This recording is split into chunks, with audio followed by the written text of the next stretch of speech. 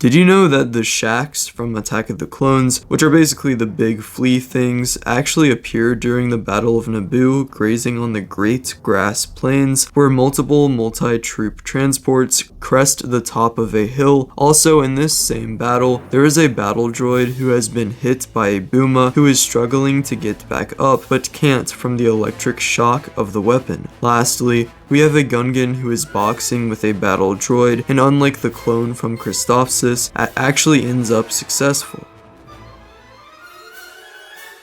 Also, for a bonus detail, this Gungan who is on top of a battle droid gets shot off into the air by that droid. Did you know that Republic commandos were mentioned in Attack of the Clones? That's because when Mace Windu lands down, a clone informs him that he has 5 special commando units on the way. 5 special commando units awaiting your order, sir. Also, that random clone I just showed you is no other than Commander Pons from the Ryloth episodes of the Clone Wars. Also, this homing spider droid gets its head popped off its body. And lastly, the female Jedi Boltar Swan gets within 1 foot of turning to stardust when this laser bolt comes right at her. Did you know that we can see a strange new separatist capital ship during the Battle of Coruscant in the background?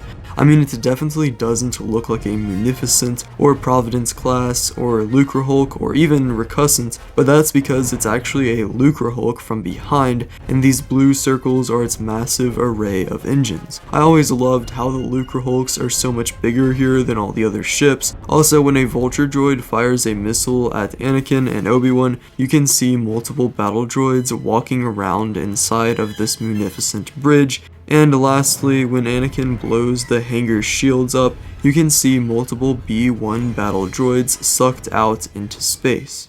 Did you know you can see General Grievous's heart beating inside of his suit while he fights Obi-Wan? Also, in the background of the Battle of Utapau, you can see a clone trooper get stepped on by an Octoptara droid.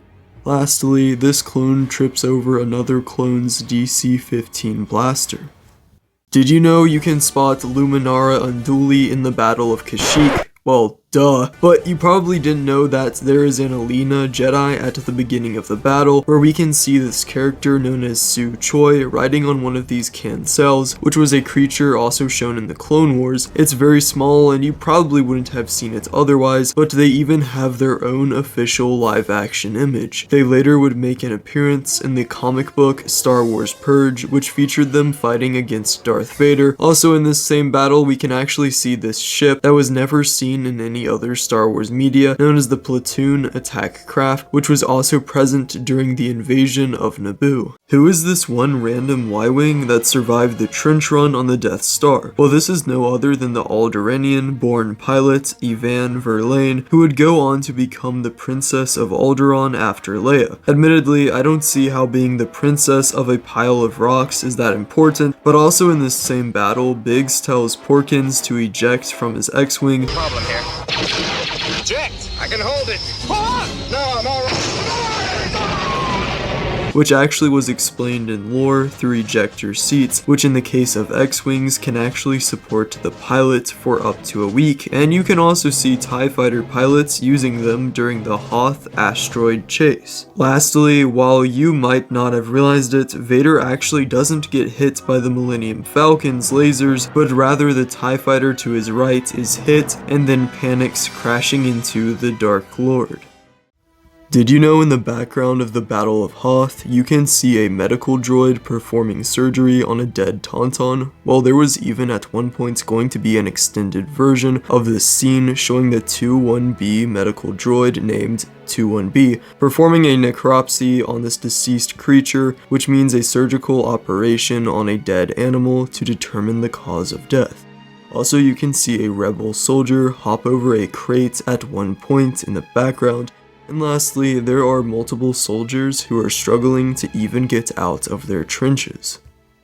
Did you know in the background of the Battle of Carkoon, you can see some extras for Lando Calrissian and Han Solo that look nothing like the actors when Luke swings down with Leia. Also earlier at Jabba's palace, you can see Dengar standing by watching Luke as he falls into the Rancor pit.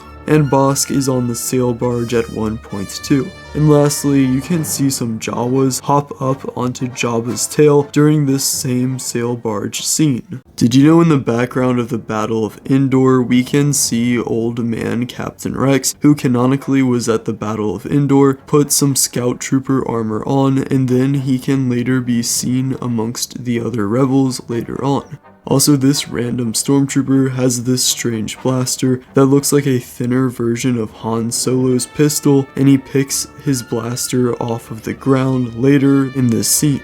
Lastly, Princess Leia kicks this stormtrooper in the face after he's knocked to the ground.